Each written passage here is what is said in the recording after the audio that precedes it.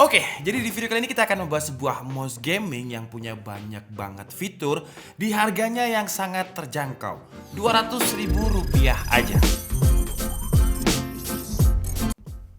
Dan perkenalkan, ini adalah mouse gaming Sades Kappa. Namanya kayak drama Korea ya, biasanya kan Kappa. Itu opa ding. Gak lucu ya? Jadi Sades Kappa ini adalah mouse gaming murah yang hanya dibanderol dengan harga Rp199.000 atau 200 ribuan aja. Link pembeliannya seperti biasa kalian bisa langsung cek di kolom deskripsi. Yang namanya murah ya gini, bahan materialnya overall menggunakan plastik, tapi secara feel plastiknya kerasa solid. Karena plastiknya tebal dan solid, jadi mouse ini nggak masuk ke segmen lightweight karena bobotnya masih 132 gram. Tapi yang menarik, walaupun harganya murah, mouse ini sudah menggunakan sensor dari PixArt. Buat kalian yang mungkin belum tahu PixArt, PixArt adalah sebuah brand yang memang memproduksi sensor-sensor untuk mouse gaming yang biasanya ada di brand-brand mouse gaming premium. Dan untuk Sades Kappa ini, ketika saya search di beberapa marketplace, keywordnya BMW 3325 dan saya filter termurah, yang muncul paling awal adalah Sades Kappa ini. Tapi apakah hanya sensornya aja yang termurah di kelasnya? Enggak juga, masih banyak banget fitur lain. Pertama, untuk switch tombolnya dia udah pakai switch dari Huanu. Sades emang nggak mengklaim berapa jumlah klik lifespan-nya. Cuman kalau Huanu, sepengetahuan saya itu biasanya umurnya itu sekitar 10 sampai 20 juta klik. Terus untuk speednya ada di 5375 IPS dengan 20G. Polling rate-nya bisa kita custom mulai dari 125 sampai 1000 Hz. Untuk DPI-nya juga bisa kita custom mulai dari 400 dpi sampai 10.000 dpi.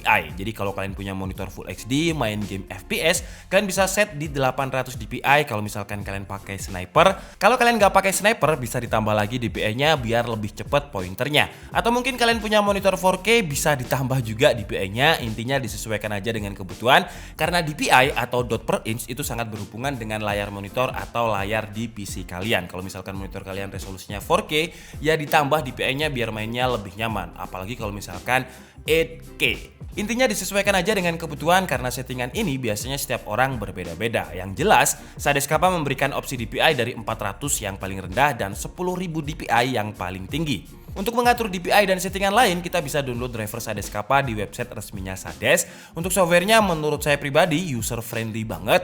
Pilihan menunya simple dan mudah untuk dimengerti. Di bagian tab DPI ada pilihan 6 shortcut. Kita bisa atur dulu DPI-nya mau di berapa, dan setelah kita atur semuanya sesuai dengan karakteristik kita ketika bermain game, tinggal klik aja di bagian tombol DPI mouse-nya. Jadi ketika kalian sudah bermain game, kalian nggak perlu lagi bukain softwarenya hanya untuk mengatur DPI. Tinggal klik aja tombol DPI yang ada di tengah ini. Jadi kalau misalkan pakai sniper, biasanya kalau saya ya 800 dpi. Jadi kita kurangi 800 dpi. Kalau kita pakai shotgun, kita tambah lagi dpi-nya biar dia lebih responsif.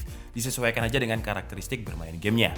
Selain DPI, kita juga bisa atur settingan lain, seperti mengatur 7 tombolnya untuk dijadikan tombol lain. Misal kalian nggak pernah pakai tombol back and forward, kalian bisa atur untuk perintah tombol yang lain. Dan buat kalian para MOBA gamers, kalian juga bisa record tombol makro juga biar lebih cepet masukin ultinya. Terus kita juga bisa set RGB effect di softwarenya. Ada 12 RGB effect kalau RGB off-nya juga dihitung. Buat kalian yang mungkin nggak suka warna RGB, kalian bisa atur ke warna statik. Beda ya, warna RGB dan juga fitur RGB itu beda. Kalau misalkan fitur RGB kita bisa matikan, kita bisa ganti warnanya statik. Jadi kalau ada pilihan mau fitur RGB atau enggak RGB, saya lebih milih yang RGB karena ya itu tadi bisa kita set sesuai dengan keinginan kita walaupun warnanya balik lagi ke statik. Kalau secara desainnya ini ambidextrous, jadi bentuknya kayak telur. Buat user yang kidal juga masih nyaman menggunakan mouse ini karena desainnya yang telur atau ambidextrous tadi, jadi bagian kirinya juga cekung.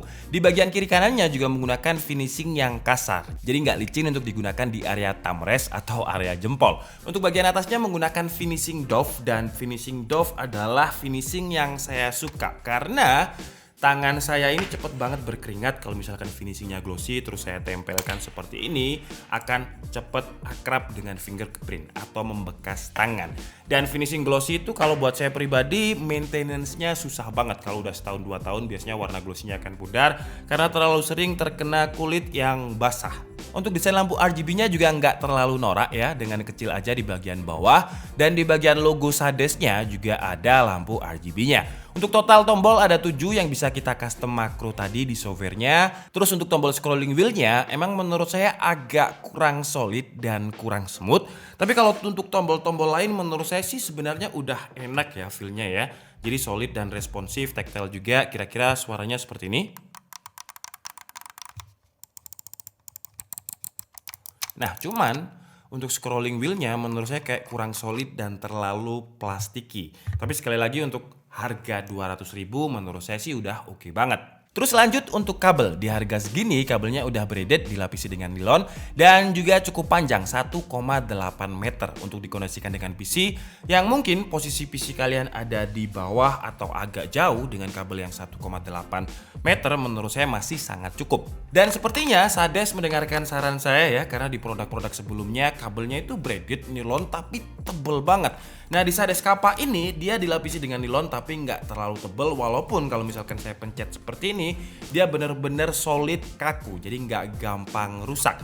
Nah kalau kayak gini kan enak ya, secara cable management bisa lebih rapi dan mouse-nya juga nggak terlalu berat ketika digerak-gerakkan. Kalau yang kabelnya tebel itu agak susah untuk merapikannya, dan kalau misalkan kita slide-slide seperti ini dia juga akan agak berat. Di bagian bawah yang saya heran untuk unit yang saya review ini nggak ada MOSFET-nya. Saya cari-cari di dalam paket pembeliannya juga nggak ada. Saya nggak tahu apakah memang seperti ini atau unit saya aja karena nggak ada karet MOSFET-nya. Jadi ketika di slide di permukaan MOSFET kayak kurang licin, kurang smooth, dan kurang responsif. Mungkin buat kalian yang udah beli Sades Kappa ini bisa tulis di kolom komentar apakah sebenarnya ada MOSFET PTF-nya, karena kalau nggak ada ya, ketika saya gunakan untuk main Valorant, apalagi bobotnya ini 132 gram, kalau misalkan hanya 1 jam, 2 jam, 3 jam main sih nggak kerasa, tapi kalau udah masuk ke jam keempat, itu rasanya kayak sedikit kram gitu di tangan, karena bobotnya 132 gram, terus juga nggak terlalu licin karena nggak ada MOSFET-nya. Tapi seharusnya mungkin ada ya, buat kalian yang udah beli, kalian bisa tulis di kolom komentar. Dan buat Sades, mungkin kalau nggak ada harusnya ditambahin ya MOSFET-nya biar lebih licin gitu di MOSFET. Oke guys, jadi mungkin cukup segitu aja video review dari mouse gaming RGB Sades Kappa ini. Kesimpulannya, dengan harga 200.000 menurut saya secara fitur, secara spesifikasi terlalu murah di kelasnya. Karena dengan harga 199.000 sebenarnya dia sudah menggunakan sensor PMW3325 dari PixArt.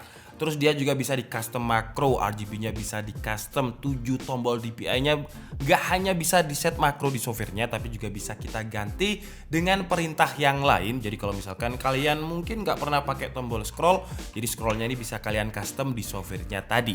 Terus selain custom makro juga ada custom untuk lighting RGB sampai 12 RGB effect, polling range-nya juga bisa di custom mulai dari 125 sampai 1000 Hz. Intinya untuk sebuah mouse gaming 200.000, untuk opsi fleksibel untuk ganti-ganti atau custom modenya menurut saya udah banyak banget untuk sekelas harga 200.000. Cuman kekurangan yang sebenarnya menurut saya sih bisa diwajari karena harganya murah secara bahan tapi secara fitur nggak murah. Jadi secara bahan dia menggunakan plastik yang cukup tebel, solid sebenarnya, tapi jatuhnya mouse-nya lebih berat. Untuk koneksinya atau konektornya juga belum pakai gold plate, jadi masih pakai yang silver seperti ini, dimana transmisi datanya nggak secepat gold plate. Terus kalau untuk kekurangan lain adalah MOSFET-nya yang untuk unit yang saya pegang ini nggak ada. Mungkin seharusnya ada di dalam paket pembeliannya atau gimana. Jadi buat kalian yang udah beli, kalian bisa tulis di kolom komentar. Tapi intinya untuk sebuah mouse gaming 199.000 dengan disediakan software aja menurut saya udah banyak banget secara fitur. Jadi secara fitur menurut saya terlalu murah di harganya, tapi secara bahan dia memang agak kerasa murah, digunakan pun juga kerasa feel plastik murahnya. Untuk tombol-tombolnya sebenarnya masih nyaman, cuman scrolling wheel-nya aja yang terlalu kerasa plastiki. Tapi selain itu menurut saya udah oke banget di harganya. Oke, jadi mungkin cukup segitu aja video kita kali ini. Saya minta maaf kalau ada kesalahan dalam penyampaian informasi. Seperti biasa kalian bisa mengkoreksinya di kolom komentar. Saya Nika Stebudi and see you on the next video. Bye bye.